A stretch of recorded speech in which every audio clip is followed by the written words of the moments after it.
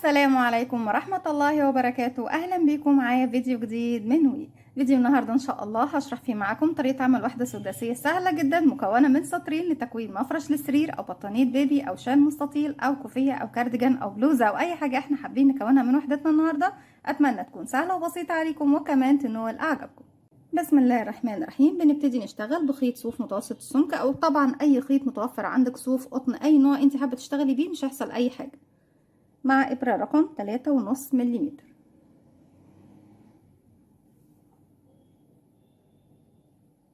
كده تمام بين الإبرة. ابتدي أول حاجة بكونها هي بتكون دائرة سحرية، وداخل الدائرة السحرية بشتغل 6 غرزة عمود بلفة، وبعد كل عمود وعمود باخد سلسلتين مسافة، بسيب مسافة من الخيط وعلى 2 من الأصابع ابتدي ألف الخيط وارجع للخلف واجي تاني للأمام. الخيط مش جنب بعضه، لا عكس بعضه بشكل حرف الإكس، ومن نفس المكان برجع للخلف. هلف إيدي الناحية التانية، اتكون عندك حلقتين، بنزل تحت الحلقة الأولى وبسحب من تحتها الحلقة التانية وبلف إيدي الناحية التانية، واحدة واحدة بخرج الخيط من على ايدي. نتأكد ان طرفين الخيط داخل الدائرة السحرية. طرف خيط البداية حافظي عليه عشان نقفل بيه الدائرة السحرية في النهاية، اما طرف الخيط المتصل بالشلة ارفعه على الايد عشان ابتدي اشتغل. زي ما احنا شايفين قبل ما ابتدي اشتغل داخل الدائرة السحرية لازم اقفلها ازاي؟ بيكون عندك على الابره حلقة، بسحب الخيط وبخرج منها بغرزة سلسلة. كده احنا قفلنا الدائرة السحرية.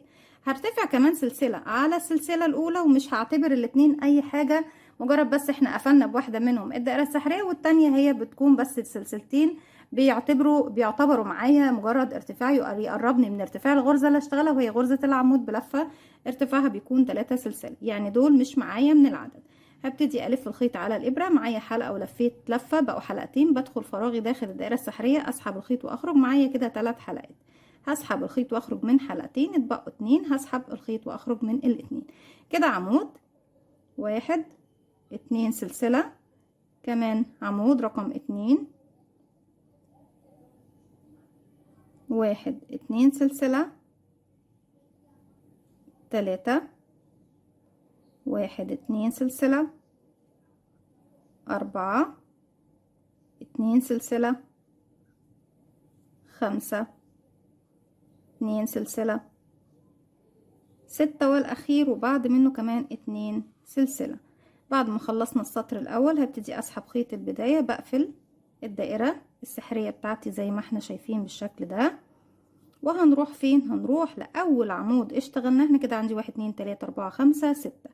أول عمود اشتغلته بنزل تحت حرفين الضلعين بتوع الحرف الفي الخاص بيه، واضيف معايا كمان خيط البداية وبسحب الخيط واخرج من تحته، ومن تحت الحلقة اللي عندي على الابرة بغرزة منزلقة. هنا اتكون عندي 6 عمود و6 فراغات، 6 زوايا. انا مش بشتغل على الاعمدة نهائية، فبمشي بمنزلقة لغاية السلسلتين، وهنا هبتدي ارتفع سلسلة واحدة واشتغل بغرزة الحشو. السطر التاني بيكون بغرزة الحشو، برتفع سلسلة واحدة ارتفاع غرزة الحشو. وازاي بشتغل غرزة الحشو؟ بيكون عندك على الابره حلقة، تنزلي تدخلي الفراغ بتاعك، تسحبي الخيط وتخرجي، معاكي حلقتين، اسحبي الخيط وخرجي منهم هما الاتنين. بشتغل ايه داخل السلسلتين؟ بشتغل 2 حشو 2 سلسلة 2 حشو في نفس الفراغ. يبقى كده 1 2 1 2 سلسلة، وكمان مرة في نفس الفراغ 1 2. برجع اكرر فوق كل 2 سلسلة بنفس الطريقة. بنتجاهل تماما غرزة العمود بلفة زي ما احنا شايفين. بنبتدي نتجاهل العمود ونروح للسلسلتين. نبتدي بسم الله كده 1 2 حشو 1 2 سلسلة، وكمان في نفس الفراغ 1 2 غرزة حشو زي ما احنا شايفين. السلسلتين احنا ممكن نخليهم سلسلة واحدة مش هيحصل اي حاجة، لكن بنشتغل بنفس الطريقة. بكرر بقى لغاية ما بوصل لنهاية السطر، لغاية ما بوصل لاخر سلسلتين بشتغل 2 حشو 2 سلسلة 2 غرزة حشو في نفس الفراغ، وارجع لكم نكمل مع بعض ونشوف هنشبك الوحدة التانية معاها ازاي. كده بكون خلصت الوحدة الاولى، وهنشوف دلوقتي مع بعض طبعا بنبتدي نقفلها ازاي في نهاية السطر. وخيط البداية انا كنت شغالة عليه خلف الشغل. ابتدي بروح لاول غرزة اشتغلتها تحت حرف الفي، بسم الله الرحمن الرحيم، وبسحب خيط البداية معايا وبقفل بغرزة منزلقة. بتكون كده الشكل النهائي لوحدتنا السداسية. وحدة صغنطوطة جدا سهلة وبسيطة، ممكن تستخدمي فيها مجموعة الوان. بتكوني وحدة بعد كده بنبتدي نشبك فيها 6 وحدات في السطر التاني، والسطر اللي بعده بنشبك فيها 12 وحدة، وبنفضل نعمل يعني انا كده بكون شكل سداسي، بس ايه بيبتدي بوحدة صغننة وبعد كده ب6 وبعد كده ب12، وبرضك بعد ما نركب ال12 بيكونوا كلهم وحدة واحدة سداسية كبيرة، بس طبعا مع اختلاف الشكل واختلاف الالوان اللي بيكون بالداخل. وبفضل اعمل وحدات بالشكل ده واجمعها مع بعضها، بيكون مفرش سرير وردات كبير جدا. ممكن نكون كمان المفرش بألوان مختلفة وتستخدمي بقايا الخيوط، هيكون في منتهى الجمال والروعة. في نهاية الشغل بسحب الخيط واخرج من الحلقة اللي عندي على الإبرة، وبسيب مسافة من الخيط واقص الخيط، وبإبرة التنظيف ببتدي أنظف. طيب طريقة التشبيك لوحدتنا النهاردة بتكون باستخدام تشبيه طريقة تشبيك الجرانيلية، بتكون عن طريق استخدام الزوايا بغرزة الحشو. همشي بمنزلقة لغاية الزاوية سلسلتين، وبنشبك طبعا اول وحده بتشتغليها كامله زي الوحده دي. الوحدات بقى الباقيه كلها بتشتغلي السطر الاول كامل، وبعد كده بتبتدي ايه تشبكي من السطر التاني، وانت بتشتغلي بتشبكي في نفس الوقت سلسله. وهشتغل 2 حشو، 1 2. كنت باخد سلسلتين باخد سلسله واحده، ولو باخد سلسله ما باخدهاش خالص وبدخل اشبك في الجهه التانية. تمام. المهم ان انا ايه بسيب واحده من السلاسل دي.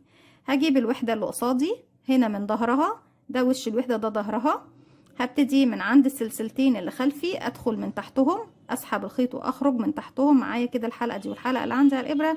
بسحب الخيط واخرج بشغل غرزه حشو كده، ادتني من فوق الفراغ الخاص بغرزه الحشو كأني سلسله رقم 2 بالظبط. هروح بقى للوحده اللي انا بشغلها بكملها 2 غرزه حشو تاني في نفس الفراغ، 1 2. طيب نبتدي نكرر. هدخل في السلسلتين اللي بعديهم، طبعا ما نتجاهل غرز العمود خالص، 1 2 حشو.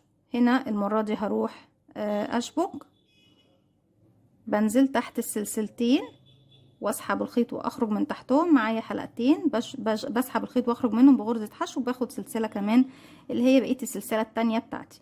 هنبتدي نرجع للزاوية اللي كنت بشتغلها، و2 غرزة حشو، 1 2. زي ما احنا شايفين بتكون دي طبعا طريقة التشبيك الخاصة بوحداتنا كلها. طريقة سهلة جدا وبسيطة، مش محتاجة للخيط والإبرة. في بعض البنات بيقولوا لي بنستصعب الطرق دي، استخدمي الخيط والإبرة مش هيحصل أي حاجة. تمام. بس بالعكس الخيط والإبرة هتكون أصعب بالنسبة لك، هتاخد منك وقت ومجهود. وابتدي أقرر بقى أكمل الوحدة التانية بتاعتي، لأن ما عنديش حاجة دلوقتي أشبكها. لو عندي حاجة تانية أشبكها كنت بفضل أشبك في الأماكن اللي احنا بنروح نشتغل فيها إيه واحنا شغالين كده. 2 حشو، 1 2 سلسلة، 1 2 غرزة حشو، وهكذا حتى نصل إلى نهاية السطر. 2 حشو، 2 سلسلة، 2 غرزة حشو، لغاية ما بوصل إلى نهاية السطر. كده بكون وصلت لنهاية السطر عندي. هبتدي فوق أول غرزة اشتغلتها أدخل وأقفل بغرزة منزلقة سليب ستيتش، وبسحب الخيط، وزي ما قلنا مع بعض بنسيب مسافة، وبإبرة التنظيف بتبتدي تنضفي كل الخيوط دي في الخلف. زي ما احنا شايفين واحدة سهلة وبسيطة مكونة من سطرين بس، لكن بتدينا مميزات كتير جدا. اولا حجمها صغير مش هتاخد منك وقت، ثانيا هي سهلة، ثالثا ممكن تستخدمي فيها بقالة خيوط وتكوين اجمل واحلى طبعا منتجات ممكن تشغليها للبيت، او ان انت بتشغليها وتبيعيها. هتكون في نفس الوقت سهله وبسيطه عليكي، وتستخدمي كمان الخامات اللي بتكون عندك ملهاش اي لازمه. بقايا الخيوط دي بتكون ازمه بالنسبه لبنات كتير جدا.